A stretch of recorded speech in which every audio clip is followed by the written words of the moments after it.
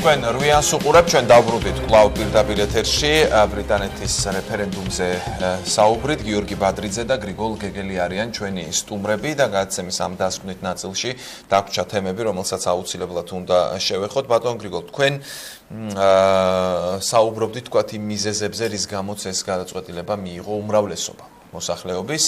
ძალიან საინტერესოა თავად ევროკავშირზე ვისაუბროთ. აქ ითქვა, რომ ევროკავშირისთვის ეს იქნება გამოსაფხიზლებლად ძალიან კარგი მაგალითი. რა სახის რეფორმირებაზე შეიძლება იყოს საუბარი? ან თავად ევროკავშირს რა რესურსი აქვს თავის გარდაქმნის?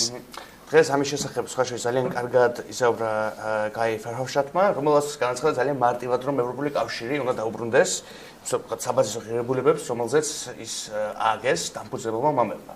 საერთოდ ყველა სისტემას, ყველა პოლიტიკურ ერთობას აქვს ეს პრობლემა, რა დროში გარკვევის ასე ვთქვი, კორუფციის, ან გადაგვარების პირველადი ფორმის დაკარგვის და ყოველთვის რეფორმა, ანუ პირველად საწყისთან დაბრუნება არის მისასალმებელი მით უმეტეს კრიზისის დროს. მე მგონი ევროპას აქვს ძალიან კარგი მექანიზმები, ძალიან სწორი შემართება. ევროპაც ფართოცება, რა თქმა უნდა, იგივე პოლიტიკურადაც ევროპაში არიან ისეთი ადამიანები, ვინც წლების განმავლობაში ვერ ხედავდნენ სწორი პოლიტიკის საჭიროებას, რამაც ნაწილობრივ მიგვიყვანა სწორედ აქ. თუ კი უფრო მეტად მოусმენთ მაგალითად იუნკერს, ან იგივე ფერჰოვშტატს, მე მგონია რომ გაცილებით უფრო კარგად წინ იქნებოდნენ, მაგრამ ამისი მზაობა არის და მართლაც ამ რეფერენდუმმა ყოველას კიდევ ერთხელ შეახსენა, რომ ეს არის აუცილებელი სხვა შემთხვევაში მთელი კავშირის ბედი დადგება რისკის ქვეშ, მაგრამ მე მაინც მგონია, მე მაინც იმ არგუმენტისგან ვიხრები, რომ აქ ევროპის პრობლემებს უფრო მეტად, რომელსაც რეალურად ბრიტანელები არ იცნობენ. რეალურად მას რასაც ქვია საერთოდ არ იცნობს არც ამ სტრუქტურებს, არც ამ ჩახლართულ სისტემებს, არც პოლიტიკური, თქვათ, კულუარულ ინფორმაციას არ ფლობენ, მათ საპირწონედ მათ წინ იყო ეს შიშის არგუმენტი, შიშის პოლიტიკა, რამაც სამწუხაროდ გაიმარჯვა. ეს იყო ეს ნახსენები იყო კიდევაც ბატონი გიორგის მიერ უკვე. აი მაგალითად ერთი მესიჯი, რაც ძალიან აქტიურად ჟღერდებოდა დამოუკიდებლობის გარდა, რომელიც მეთანხმება ბატონ გიორგის, საერთოდ არ არის არსებითი რაღაც ისეთი განცდის საგანი. იყო ასეთი მესიჯი, ცხადია თავიდან ბოლომდე ტყუილი და დღეს უკვე გამოიჭირეს ერთ-ერთი გასulis მომხრე ლიდერი იმაში, ვის იტყუებოდა, ფარაჟი კონკრეტულად, რომ 350 მილიონი გამონთავისუფლდებოდა კვირაში, თუ კი ბრიტანეთი გამოვიდოდა ევროპული კავშირიდან და ეს ავტომატურად გადაეცემოდა ეროვნული ჯანდაცვის სერვისს.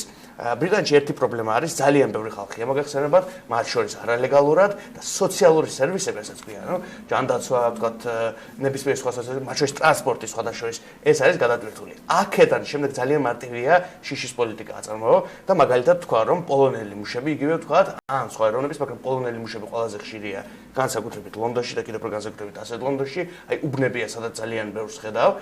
ძალიან მარტივია ხალხს უთხრა, ბუნებრივია, რომ აი ეს ხალხი მოდის და მიაქვს შენი სამუშაო.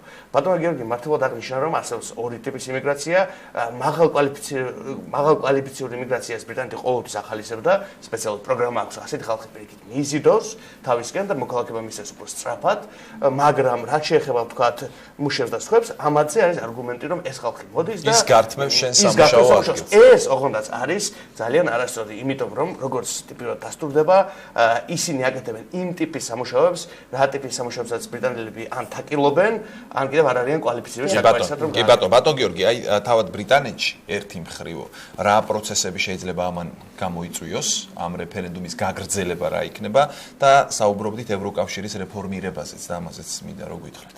პირველი ბრიტანეთი რა თქმა უნდა ევროკავშირის გარეთაც გადარჩება. ბრიტანეთი უძლიერესი სახელმწიფოა, ოღონდ არ მგონია რომ ეს მართებული იყოს და კარგი იყოს ბრიტანული საზოგადოებისთვის საკითხის ასე დაყენება გადარჩებით თუ არა. მე მგონია რომ ევროკავშირი იძლეოდა მეტი კეთილდღეობის შესაძლებლობებს. როგორც გითხარით, მაგალითად, ყველაზე მთავარ სავაჭრო პარტნიორებთან წვდომას ევროპული პირობებით, უფრო ძლიერი ბლოკის ფარგლებში ჩამოყალიბებული პირობებით.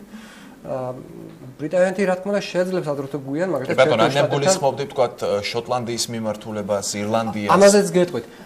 მაგრამ დავასრულებ რომ მაგალითად ამერიკის შეერთებულ შტატებთან ადროთო გვიან ბრიტანეთი დაადებს სავაჭრო გარიგებას, მაგრამ პრეზიდენტმა ობამამ აპრილში თქვა ჯერ კიდევ რომ ამისათვის ბრიტანეთს მოუწევს რიგში ჩადგომა იმ ქვეყნებსა, რომლებიც ეხლა აწარმოებენ მოლაპარაკებებს.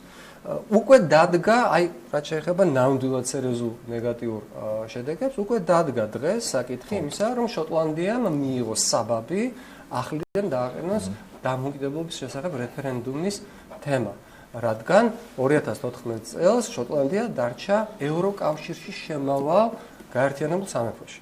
მეორე, როდესაც 1997 წელს მიაღწიეს სამშვიდობო შეთანხმება ჩრდილოეთ ირლანდიაში და შემდეგ ეს გამყარდა ბევრი სხვა დამატებითი შეთანხმებებით, მთავარი იდეა იყო იმაში, რომ ჩრდილოეთ ირლანდიაში მცხოვრები მოქალაქეები და დანარჩენ ირლანდიაში მცხოვრები მათი თანამემამულეები არ იქნებოდნენ გაყოფილი სახელმწიფო საზღვრებით. რეალურად საზღვარი ფიზიკურად არ არსებობს. ირლანდიის ორივე მხარეს მოქალაქეები ყოველდღიურად დადიან სამსახურში, სასწავლებელში და სხვადასხვა საქმეებზე მრავალი 10,000-ობით ადამიანი გადადის არარსებულ საზღვარს. ბრიტანეთის გამოსვლის შემთხვევაში ბრიტანეთს მოუწევს იქ საზღვრის აღმართვა და ეს ხალხი, ერთი ხალხი, ჩრდილოეთ ირლანდიისა და დანარჩენი ირლანდიის აღმოჩნდებიან უფრო გაყოფილი და კონფლიქტის ასე ვთქვათ, გაღვივებას წინ არაფერი არ უდგას და უკვე შინ ფეინის წარმომადგენლებმა ახსენეს იქაც რეფერენდუმის აუცილებლობის შესახებ. ბრიტანეთის წინ დიდი პრობლემები ექნება და ამისი გადაწყვეტა არ იქნება მარტივი. თუმცა აი ბატონ გიორგი, მე მაინტერესებს ერთ თემა, რა როლი ჰქონდა რუსეთს ევროსკეპტიკოსთა კამპანიებში? თუ ჰქონდა საერთოდ როლი, ეს იყო მხოლოდ დამკვირვებლის როლი თუ წამხალისებლის? თქვენ ახსენეთ, მე მრავალი წლის განმავლობაში მუშაობდი და ბევრი კავშირები დამყარდა, ჩემთვის ძალიან სანდო და ავტორიტეტულმა ადამიანებმა დღეს დაწერეს. მათ შორის ძალიან ცნობილმა ჟურნალისტმა, რომელიც ცხოვრობს ლონდონში, ენ ეპლბაუმმა, პულიცერის გამარჯვებული ჟურნალისტია, რომ ანტიევროპულ კამპანიას, როგორც დანარჩენ ევროპაში, ისე ბრიტანეთშიც, სერიოზულად მხარს უჭერდნენ, მათ შორის ფინანსურად რუსეთიდან. მე არ მაქვს პირდაპირ სამხილი იმისა, რომ პუტინი აფინანსებდა გარკვეულ პოლიტიკურ ძალებს, მაგრამ მე ვიცნო პოლიტიკურ ძალებს, რომელიც რაღაც მომენტამდე იყვნენ განწყობილი ანტირუსულად და სულ ცოტა ხნის წინ უცად დაიწყეს ლაპარაკი ძალიან მეგობრულად რუსეთთან. რუსეთის სტრატეგიულ ინტერესებში რა ფუნქციას რუსეთმა რა სარგებელი შეიძლება აკეთოს? ძალიან მარტივია.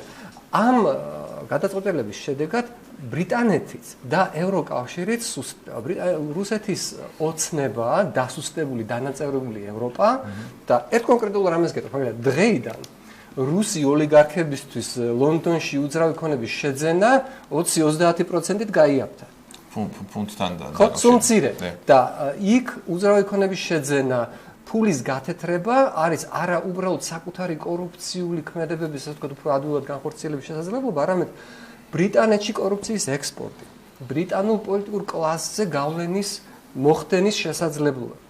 რომ პუტინისთვის არის უდიდესი საჩუქარი, თუ კი, როგორც ვთქვი, ევროკავშირმა არ გამოიყენა ეს შესაძლებლობა გამოსაფხიზლებლად და რეფორმად. აი ამ გამოფხიზლებას ხშირად ხმარობთ ამ სიტყვას. რაში უნდა გამოიხატოს ქმედებებში, რა რესურსია და მე რა ვისურვებდი, რომ ევროკავშირმა დაანებოს თავი ამ სუპერ ასე ვთქვათ, რეგულირების პოლიტიკას, ლამის გოსპლანიზმს გავს ორგანიზაციად რომ გადაიქცა საბჭოთა დროინდელად და დაუბრუნდეს თავის ფესვებს.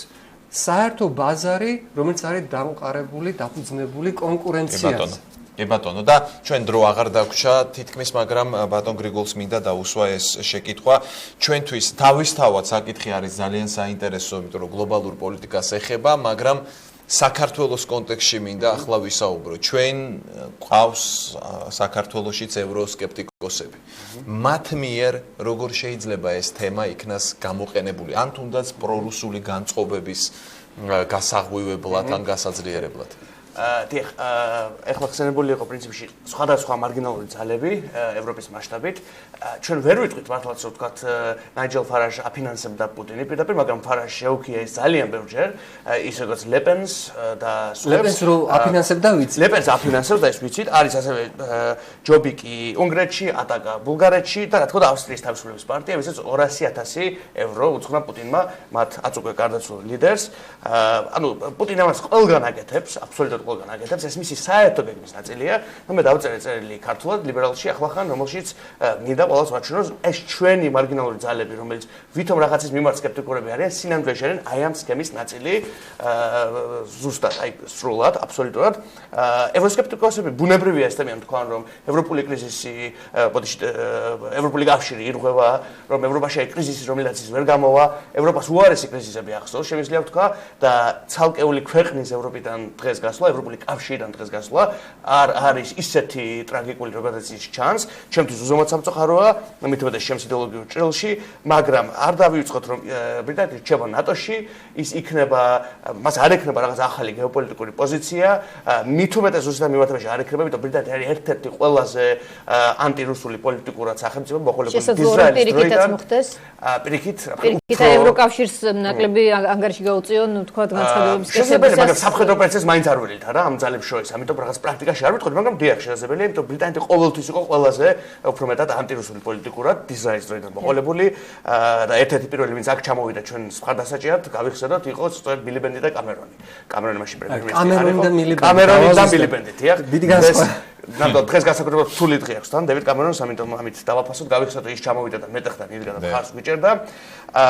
ანუ ახალ გეოპოლიტიკურ პოზიციას არ უნდა ველოდეთ და უკვე ხსენებული იქნება ბრიტანეთი ისედაც იყო ყოველთვის განსაკუთრებული ვითარება, მათ არ ქონდათ მოგეხსენებათ ევრო, მათ შენაჩვენეს ფუნტი, ისინი არ იყვნენ შენგენის ზონის წევრები და ისინი გვიან შეუერთდნენ იმთავითვე, აი ეს ვილსონის რეფერენდუმის დროს 75-ში და მაშინათვე უკვე იყო სკეპტიკური დამოკიდებულება და როგორც ყველამ ვიცით, კულტურულად ისინი მაინც საკუთარ თავს განსხვავებულად აღიქვამენ. ამიტომ არაფერი ტრაგიკული არ მომხდარა, ევროპულ კავშირში დარჩება 27 სახელმწიფო და როგორც მათმა თავარმა ლიდერმა დღეს განაცხადეს, ისინი არიან მზად რომ რეფორმა გაატარონ და ძალიან პრინციპულად გაატარონ მას. გმადლობთ საინტერესო საუბრისთვის, გიორგი ბადრიძე და გრიგოლ გეგელია იყვნენ ჩვენი სტუმრები, მე და ნინო კი დაგემშვიდობებით, დიდი მადლობა ყურადღებისთვის, დროებით. მადლობთ.